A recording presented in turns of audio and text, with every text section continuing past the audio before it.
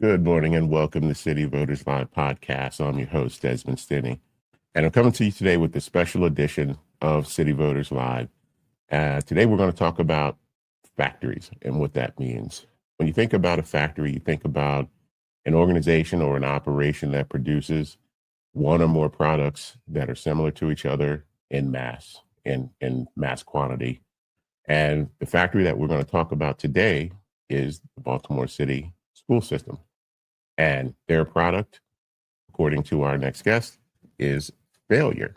So today we're going to talk about the new book that is out on Amazon now called Failure Factory. Its author, Chris Papst. You may know him as the lead investigative reporter of Project Baltimore on Fox, the local Fox station. And the book's just been released, and we invited Chris to come on the show and talk about Failure Factory. How you doing this morning, Chris? I'm doing well, Desmond. How are you? I'm doing fantastic. Well, I'll tell you what, I've been a big fan of your reporting. One thing I love is identifying your problems and things that could be better about the city. And I can tell you Project Baltimore has been doing a great job of identifying some problems. And I think the first step to getting to a solution is identifying the problem. And but first, I want to talk a little bit about you, Chris. Tell us about Chris Papst and how you ended up in Baltimore, and what drives you to do the reporting that you do. Well, like many journalists, television journalists, you move around a lot, and I've lived in, I think, 5 states doing this job, which I think has given me really good comparison. Like I can really see what different areas are doing, what they're doing right, what they're doing wrong. And I think that really helped me when I came to Baltimore. So here's my path. I went to college at the University of Pittsburgh. I played baseball there for 4 years. I then went to Temple University, got a master's in broadcasting, and then I started my broadcasting career. Prior to that, I wrote for newspapers. I wrote for the Journal-Register Company in Pennsylvania. So I got my first television job in Casper, Wyoming. Spent 2 years there. I then went to Madison, Wisconsin, spent 3 years there. I then went to Harrisburg, Pennsylvania, and I started my career in investigative reporting. Harrisburg is the capital of Pennsylvania. And I spent 4 years there, and that's where I wrote my first book, which was Capital Murder. And Harrisburg is still the only capital city in American history to file for bankruptcy, because capital cities are usually recession proof. That's where all the money from the state is coming. But Harrisburg was so incredibly mismanaged that it filed for bankruptcy in 2011. And I was in the room when city council filed for bankruptcy. So I covered the bankruptcy for 4 years, and I wrote a book, Capital Murder, about that to really educate people about how not to run a city. What did Harrisburg do wrong to financially cripple itself? So in 2014, I went to Washington, D.C., and I worked as an investigative reporter for the ABC News affiliate there, which is also owned by Sinclair, as was the station that I worked for in Harrisburg. Mm-hmm. And in 2017, this opportunity came up at Project Baltimore to come to Baltimore, again, working for Sinclair, the Fox 45 station here, to have a team of 5 to investigate the school system. And Desmond, the reason that this came about was because back in 2017, we could see, using federal data, that Baltimore City Schools was one of the most funded large school systems in America, according to the U.S. Census. I think it was the third most funded school system in America in terms of per pupil spending. But then we could also look at federal data, the National Assessment of Educational Progress, known as NAEP, also called the Nation's Report Card. And we could see that Baltimore City was one of the lowest performing large school systems in America. I think it was also third. The only school systems that performed worse at the time, I believe, were Cleveland and Detroit. Mm-hmm. So back in 2017, you have Baltimore City, one of the most funded large school systems in America, and one of the lowest performing. How can that happen? And that was really how Project Baltimore was formed, was to look into those issues, to follow the money, to tell the stories of the students and the parents that are in the school system, the teachers, the administrators. They were coming forward and telling us about the serious problems in the school system. And that led to massive viral stories that we had done about grade changing, inflated enrollment, the manipulation of violence data to make the schools look safer than they actually are. Baltimore City schools violating state law when it comes to public records. We sued them. We won in court, and they had to hand over everything that we initially wanted. You know, you have when we went to court, I testified for a couple hours during the hearing, and the judge determined that the school system willfully and knowingly violated the law by not handing over documents that we requested. But yet they did it anyway. The judge's like, you knew you were breaking the law, but you chose to do it anyway. So to wrap this up, Desmond, 8 years later, Right. we're in 2024, 8 school years later, and Baltimore City is still one of the most funded school systems in America. It is still one of the lowest performing school systems in America. The only ones that perform worse, Detroit and Cleveland. Baltimore is about the third worst. It's the same story. Same story. It's just it's mind-boggling to me because I think when you're talking about the funding of the schools, and you mentioned that it's a per pupil funding that we're talking about here, and just to put that into context, do you know off the top of your head what the funding is per pupil for Baltimore City's public schools? Around $20,000 a year. One more time, about how much? $23,000 a year. That's about now. 23,000 per year. Okay, and you know, a lot of the arguments that I've heard, you know, I've had 3 children, all attended Baltimore City public schools at one point or another, and a lot of the rhetoric that you hear is funding. Like, we don't, Baltimore City is underfunded. The city school system is underfunded. But contrary to that is this high number of $23,000 per student. That's a relatively high number. Obviously, you said it's a relatively high number compared to most school systems around the country. And so you start to wonder, what is the actual problem if they're getting all of this high number per pupil? And I think back to reporting that was done in, let's say, I think it was around 2015-ish timeframe, where there was initiatives and things that were put into motion to move families out of Baltimore into surrounding counties. And I think at one point it was reported that it was around 10,000 families, mostly single parent homes. So if you think about it, that's about 6,000 to 7,000 kids that used city money to buy homes. Baltimore Housing Authority bought properties in surrounding counties, moved our families out there, and along with that went the kids. So if the per pupil number is really high, then we must be talking about enrollment going down. And there was a lot of programs to basically reduce the number of kids. So if you take out 7,000 kids out of the system at $23,000 per kid, you're creating a huge funding gap for yourself. Do you think some things like that might have played a role in what the perception is of Baltimore being underfunded? Was enrollment a big problem as well? Did you guys see that in some of your investigations, or no? Sure. So there's a lot there. Let me try to unpack it a little bit here. Okay. So in the 8 years that Failure Factory covers, the 8 year Project Baltimore and Fox 45 and I have been doing this work, we can see that from school year 2017 to 2024, which is 8 school years, we can see that the number of students enrolled in Baltimore City has gone down about 6,500 students. So you've lost about 6,500 kids. However, the school system is getting $400 million more dollars per year to educate far fewer students. So you have $400 million more dollars a year to educate 6,500 fewer kids. That is how you get to $23,000 a year per kid. Now, back in 2017, that number was about $16,000. Right.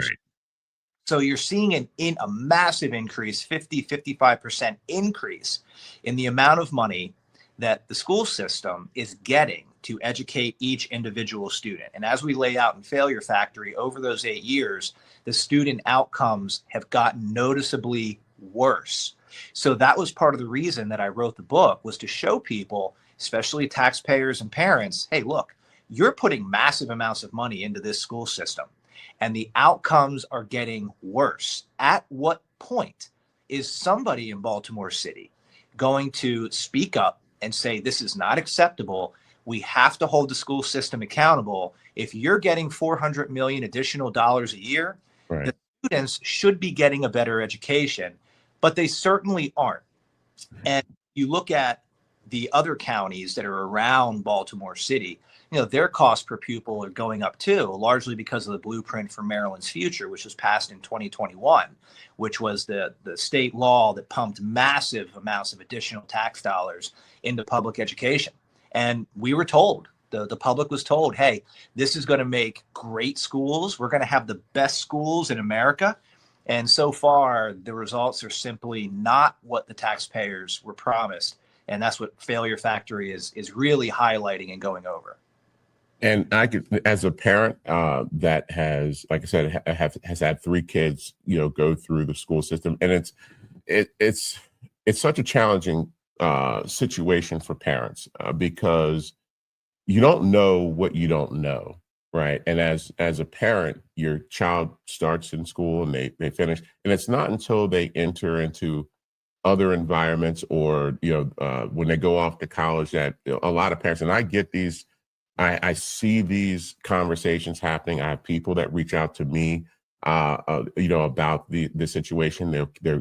They have this false sense of superiority because of a lot of the things that you've investigated, as far as the grade fixing, and then changing the policies so that the things that the mechanisms that are in place are supposed to be in place to measure our students' performance against national averages, they're being kind of pushed out of existence as far as the test scoring, and they're making things that they can control more important to the student's grade. For example, the requirements around testing versus what your classroom grade is and the weight of that and how that helps your GPA. Well, those things artificially inflate the student performance.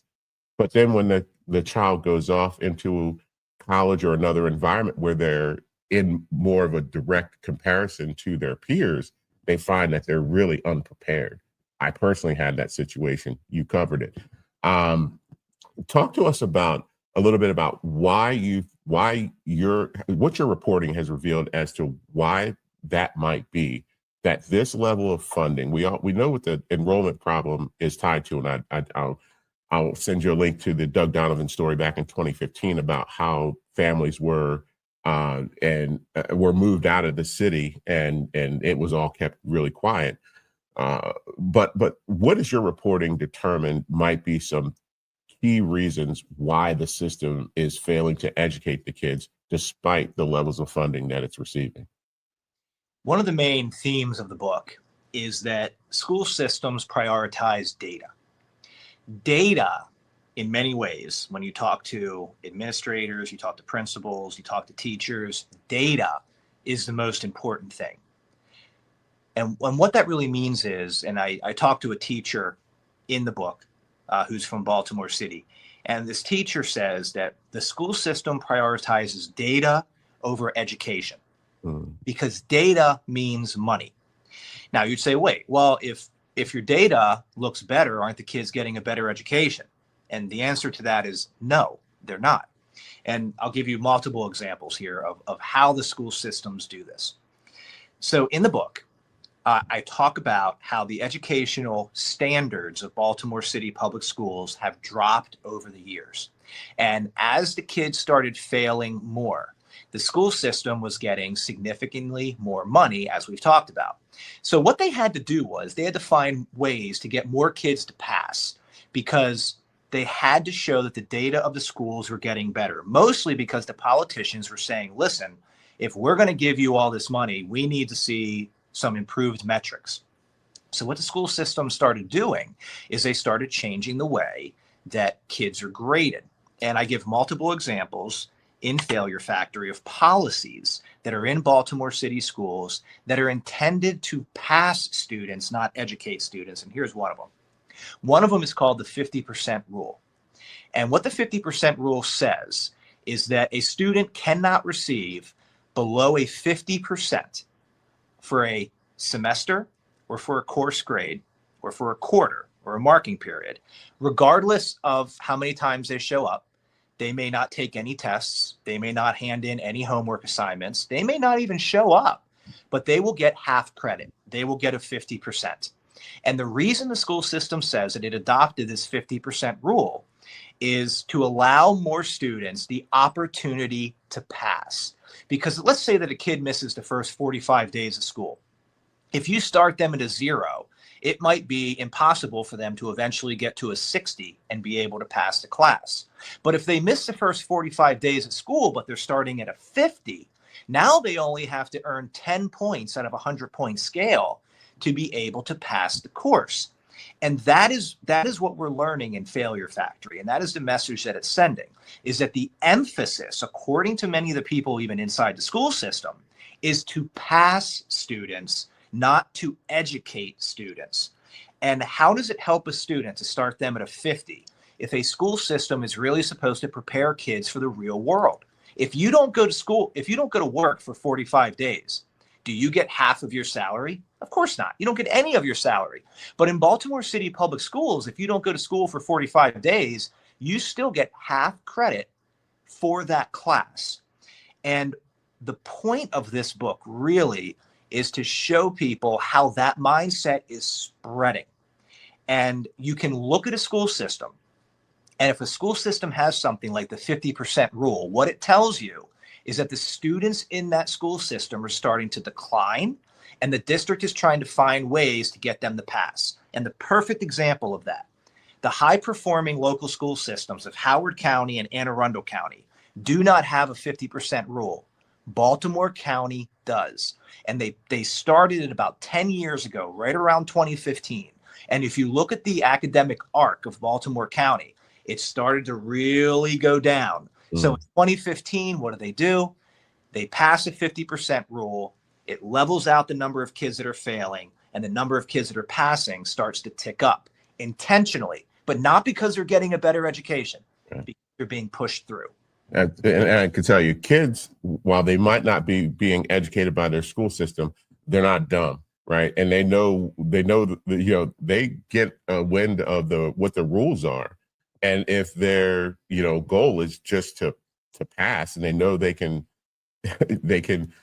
skip half of the semester, show up in the final, 45 days and do, almost minimal work to get to that 60%. The fact that 60% is passing is unbelievable to me, just in and of itself. But the kids, they learn the rules of the game, and they'll just play the game. And what the motivation for the administrators and the school system itself, is it just about money? Is it just to continue receiving the funding that they're getting? Why would they do this? Because as educators, it's almost like, as a doctor, you have an oath, do no harm. What is this education system's motivation to incentivize kids to be mediocre and to just want to get data points, rather than kids that'll be able to go out in the world and make a living and sustain their family?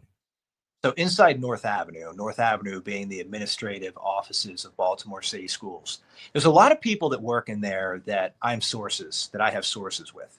And there's a lot of people that know what's really going on, but they don't want to show their name. They don't want to show their face. They want to be anonymous because they make a lot of money and they have a really good pension and they have really good benefits. But they see that the students are not the priority of the school system, that the priority of the school system is the data. And in many instances is the adults. So when I first started Project Baltimore in 2017, I remember one of the first things that I was told is that as you continue doing this, you're going to find that the school system prioritizes adults over students. Now, I went to public schools. My kids go to public schools in Maryland. My dad was a public school teacher in Pennsylvania. And that was really, I didn't want to believe that.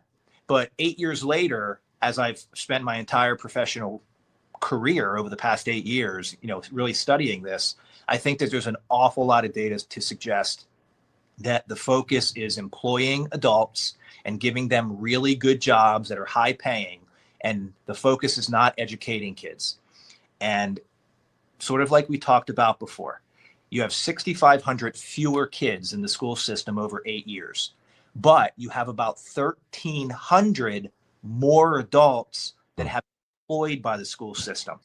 So you have 1,300 additional employees over those 8 years, 6,500 fewer students. So more people to educate fewer students, and we can see that the educational outcomes are declining. We can see that it's happening. How else do you explain that?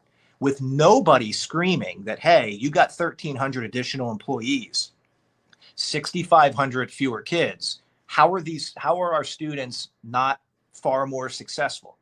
But you don't hear that. You don't hear anybody, no elected official in Baltimore or Maryland for that matter. You don't hear anyone saying this doesn't make any sense. And Failure Factory points all of this out because it doesn't make sense unless, Desmond, unless the focus is not educating kids. And it can't be. And I mean, the math isn't mathing, number one. And number two, when I got when I heard about your book, Failure Factory, and I think that name's important because for me personally, that was the second time that I've heard Baltimore City Public Schools being referred to as a factory. Okay.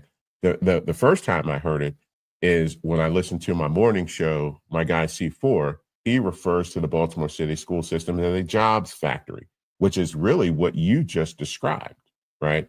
It has become a place where adults can get well-paying jobs to do very little work and get paid and have, the benefits. And just to hear, just to hear about your sources who know what's going on. They know, they're aware of what's happening, but they are opting to take care of their own and protect their own high-paying job and their own benefits, and they're prioritizing themselves over the needs, and it's to the children their detriment. These kids are, what's going to happen to them? But hey, I've got my well-paying job and I've got a great retirement pension. I remember I grew up in a time, I'm 52 years old. I grew up in a time where we had actual heroes, right? Where people were willing to sacrifice their own position for the better of the community at large. And I think that's a big thing that's missing today. And that's a huge part of why I do the civic engagement that I do, is you have to be willing to risk your own position for the benefit of the future, especially for our children. And just hearing the stories about your sources is heartbreaking. I'm glad they spoke with you. I'm glad you got the information, but it breaks my heart to hear that people will choose their own standing over doing what's absolutely right. And to them, if I'm speaking directly to them, you got to come out. You got to change this, because what's going to happen to these kids as they grow up without the tools to succeed in life. And so where do we go next? I bought my copy of the book. I'm going to read it front to back as soon as it arrives. I think it's coming today. I got my Amazon notification. I think obviously the first challenge is awareness at scale, right? But getting people aware. I think the book will do that. Your reporting has done that. How do we move people from awareness to outrage to change, right? Because there's a lot of people out here today that are outraged about a lot of things in a lot of different areas, but these things are happening right here. I run a group called Baltimore City Voters. They're supposed to care first. I mean, the biggest issue should be what's going on right here in our backyard. And this is something that is absolutely an enormous problem. But your reporting it's raised the level of quite a bit of awareness. We need the outrage to follow, because the outrage is what will spark the change. what do we have to, what do you see as the next step for Baltimore to really get people activated to say that this is not acceptable and it's going to change? What do we need to do, in your opinion? Well, what we're seeing now is President Donald Trump is talking about sending troops into Baltimore to quell the violence. And I think that an argument could be made, and I would contend that the violence is not the problem. The violence is a symptom of the problem. The Right. problem is that the school system is not giving people the education that they need to be able to thrive and take care of their families.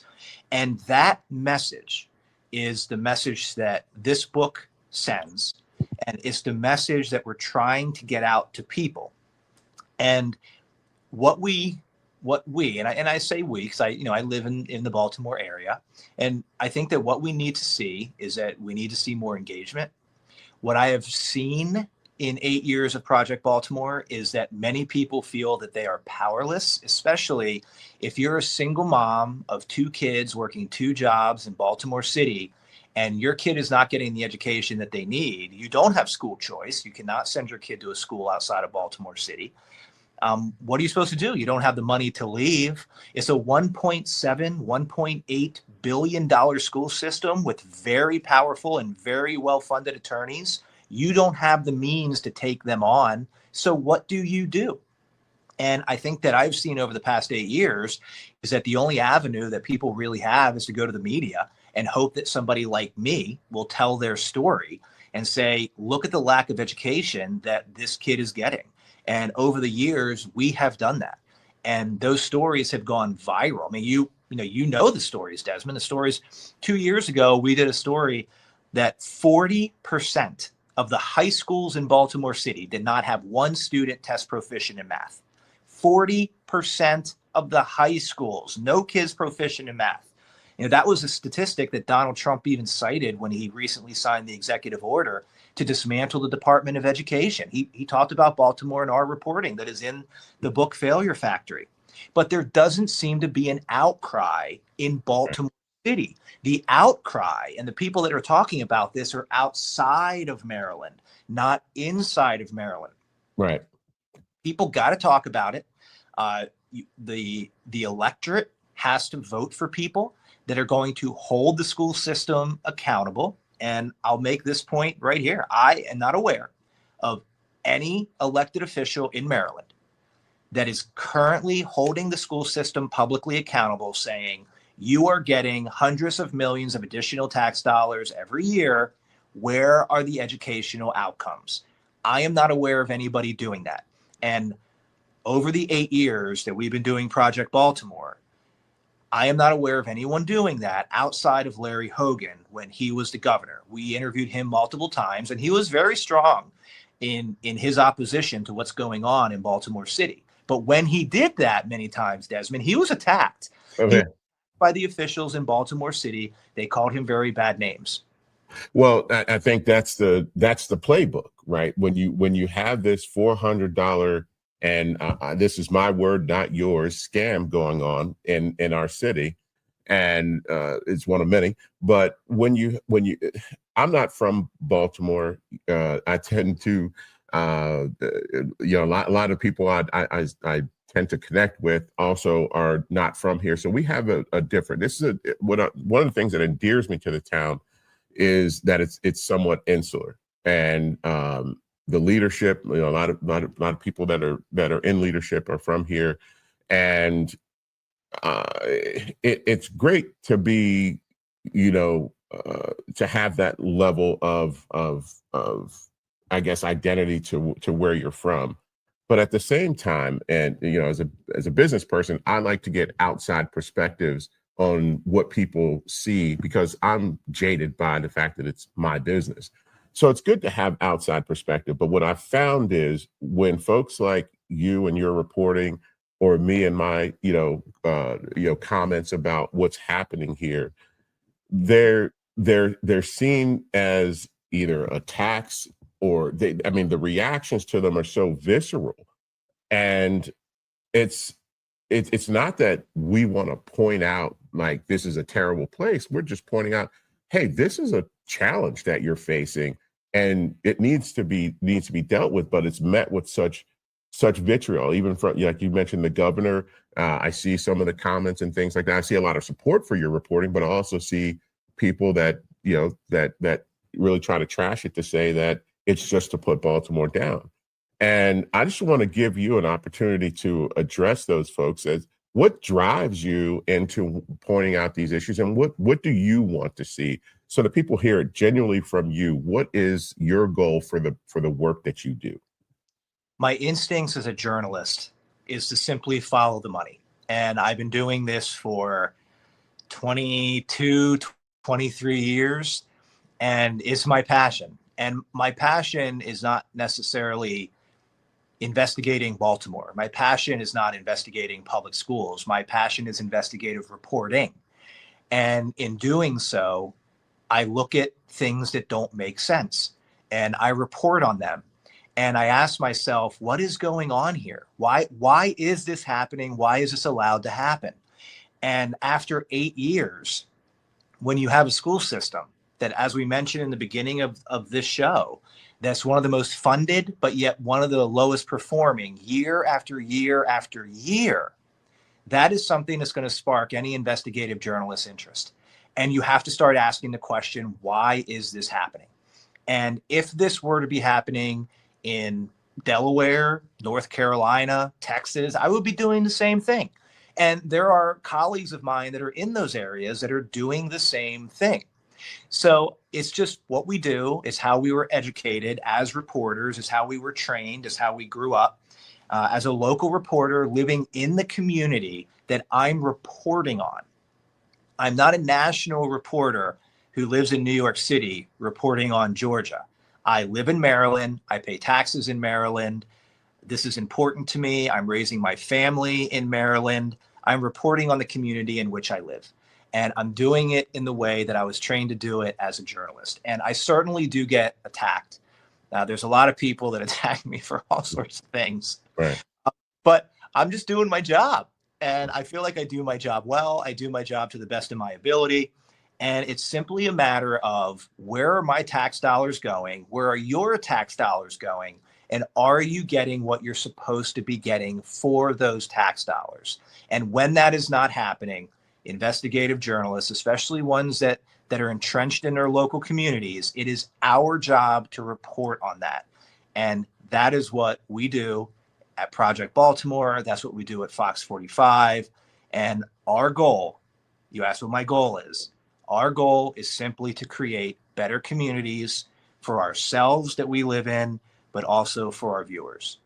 Chris Papst, I appreciate the reporting that you do. I follow Project Baltimore, extensively. I hope you guys keep up that work. Tell the viewers where they can get their copy of Failure Factory. Sure. So Failure Factory, How Baltimore City Public Schools Deprive Taxpayers and Students of a Future. Very powerful title, but I think that the 250 pages of this book support that title. It can be found anywhere you buy books, Barnes & Nobles, Amazon, local bookstores. They can all get it. Got a publisher in Pennsylvania, where I'm from, who does a very nice job. The book is produced very well. And I hope that people read it. I hope that they contact me. You can find me on any of my social media accounts, simply Chris Papst. Pretty unique last name, Papst. So I was able to get the handles of Chris Papst on all the social media accounts. Please let me know what you think, and let's have a conversation.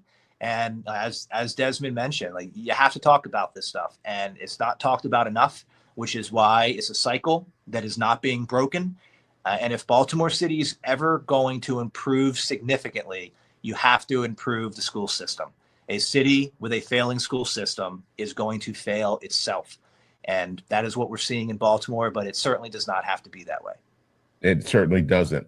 And thank you so much for coming on the City Voters Live podcast today, Chris. As I said, I'm so appreciative of the work that you do, and we'll be watching, because I think that the next step to move the needle is the public has to decide that enough is enough, and this has to change. And when we reach that point, I think people will remember your reporting as one of the strongest catalysts for what Baltimore is. It could be, but is going to be once the people get behind it and stop being defensive about it. Thank you for coming on City Voters Live. Can't wait to get my copy signed. When you read it, let me know what you think, and I will certainly sign a copy for you. Oh, you're going to get my feedback, and everybody's going to hear it on the platform. Great. I'll see you soon. Thanks, buddy.